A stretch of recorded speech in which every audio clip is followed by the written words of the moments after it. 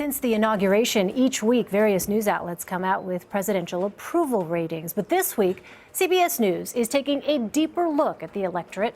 We're out with our new Nation Tracker poll that gauges President Trump's approval in a whole new way.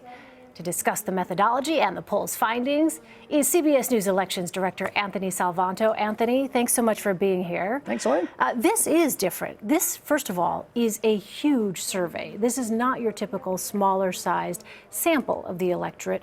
But explain precisely why. Why is this approach something that we haven't really seen before? Well, we all know the country's divided. Everybody says that. But if you start to look beyond those divisions, you see more nuance. You see it's more complicated for a lot of people, that people don't want to just be predicted or have a number attached to them. They want us to really listen to them and try to understand them. So to do that from a polling perspective, we needed a much larger sample than a typical poll. So we created this nationwide panel, and then we balanced it to make sure that it reflected the breakout of Trump voters from the last election, of Clinton supporters from the last election, and people who didn't vote too, but who were watching all of this as well. And so once you get that, you can start to dive in and really try to ask people, what is it they want? What is it they're looking for now from the Trump administration, not just this sort of partisan back and forth? And so what is it that you found? What were the differences here among the different groups? Well, people describe themselves in terms of their support for the administration. And we put these tags on them that kind of summed up all that they said that they wanted and felt. Four groups. And we call them the believers, the conditionals, the curious, and the resistors. Well, the believers are the strongest Trump supporters, and we'll talk a little bit about them. And then the conditionals were people who said that they were supporting the president now, but they were waiting for a little bit more, waiting for him to deliver. The curious weren't supporting him, but they were waiting to see if he delivered. They could come on board. And then the resistors were the ones firmly opposed. And the big takeaway from all that before we dive into these groups is that his approval ratings could go in a wide range either way. They could go higher if some of those folks come over, and of course they could go lower if he doesn't deliver, and so it sort of sets that range for you. Well, let's talk about the opponents, because there's a difference in what could bring them over, right, to actually support the president. What was that? There are. There's the opponents, and then there's the supporters, and there's a lot of similarities between the people who are just sort of on that one side or another of their support. When you look at the folks who currently do support him, and this is a graphic, if they roll back to graphic 1, I'll show you, perfect. These are the people who do currently support him. What do they want him to do, and what could cost them support? He's got to fix the economy. That was their top answer. If he doesn't, they could walk away. If he doesn't build the wall, most but not all will walk away. And then this other one that popped out too, they don't want him to act like a typical politician. They tell us in the survey they like the fact that he's at least shaking up Washington. So all of that is really appealing to them.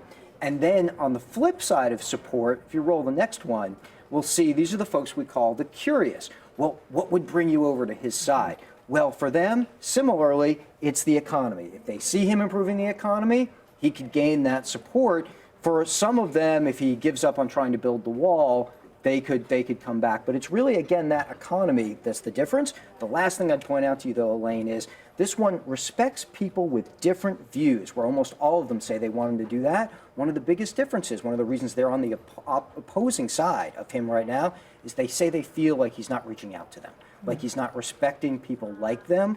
There's a lot of independents and Democrats in here, but there's also a lot of minority voters as well, and they feel like they don't have his reaching out and his respect. That could help bring them over. What about similarities? Were there common threads here among these different groups? Well, certainly everybody's looking for security. He promised in the campaign he would keep America safe. That's one condition that almost everybody wants.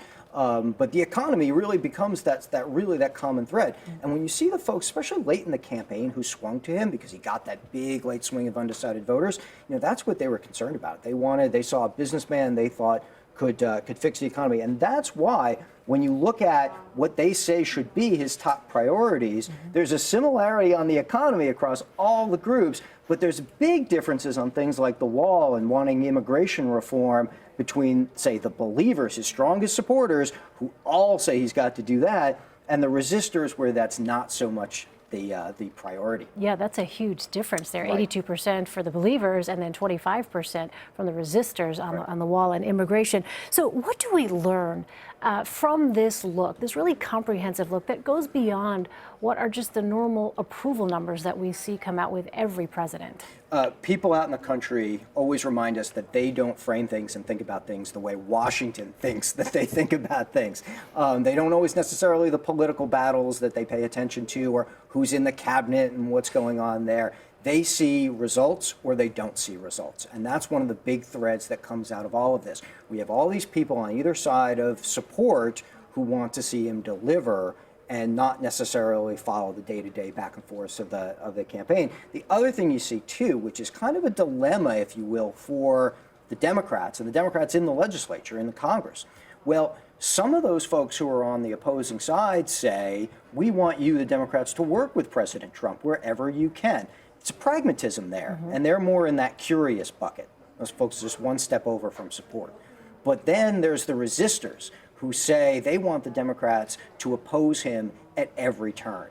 And so if you're the Democrats, and you see that on the chart here too, you see this work with Trump number is much higher for the curious than it is for the resistors. If you're the Democrats, some of whose voters fall into both of these buckets, what do you do? Yeah. How do you balance that out? Yeah. And where do you oppose the president, where not? Things like infrastructure, roads and bridges kind of popped out as one of those policies that they like, but that's the larger theme. Yeah, interesting to see what factors into the political calculus here. All right, Anthony Salvanto, thanks so much. Great to have you here. Thanks, Elaine.